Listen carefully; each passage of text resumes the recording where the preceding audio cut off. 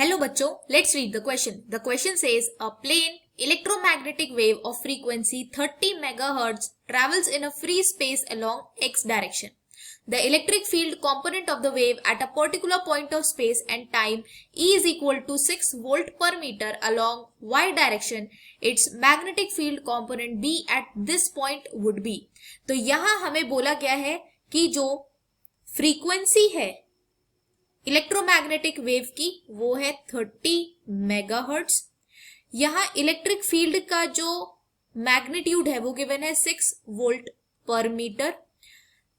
जो electromagnetic wave है वो उसका जो v है वो है x डायरेक्शन में, x डायरेक्शन। इलेक्ट्रिक फील्ड जो है वो मूव कर रही है y डायरेक्शन में, y डायरेक्शन। और हमें यहाँ मैग्नेटिक फील्ड का मैग्नीट्यूड और इसका कंपोनेंट बताना है कि किस डायरेक्शन में होगा। तो इसके लिए जो की कॉन्सेप्ट हम यूज करेंगे वो यूज करेंगे that E is equal to C times of B। तो यहां से जो B आ जाएगा वो हो जाएगा E बाय C। B यहां मैग्नेटिक फील्ड है, मैग्नेटिक फील्ड। E यहां इलेक्ट्रिक फील्ड है, इलेक्ट्रिक फील्ड। एंड C यहां स्पीड ऑफ लाइट है, स्पीड ऑफ लाइट।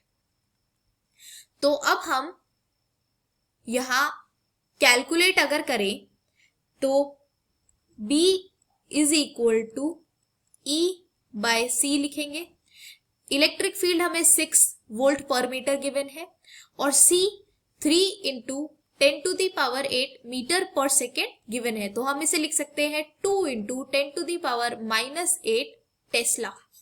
तो ये हो जाएगा मैग्नेटिक फील्ड का कंपोनेंट। तो ये मैग्नेटिक फील्ड का अगर हमारा कंपोनेंट आ गया तो हम बोल सकते हैं that V E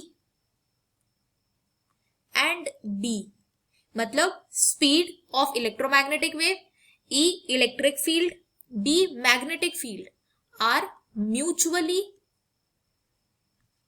perpendicular to each other. ये तीनों एक दूसरे के परपेंडिकुलर है। तो अगर V उसका डायरेक्शन x एक्सिस में है, इलेक्ट्रिक फील्ड अगर y एक्सिस में है, तो मैग्नेटिक फील्ड z एक्सिस में होगी। तो अब हम मैग्नेटिक फील्ड अगर लिखें तो वो लिखेंगे हम 2 into 10 to the power -8 tesla in z axis. अब अगर हम ऑप्शंस चेक करें तो जो यहाँ ऑप्शन हमें गिवन है उसमें फर्स्ट ऑप्शन जो गिवन है वो गिवन है 2 into 10 to the power -8 tesla along z direction. तो ये ऑप्शन हमारा करेक्ट ऑप्शन है। I hope you understood this well. Thank you so much. All the best.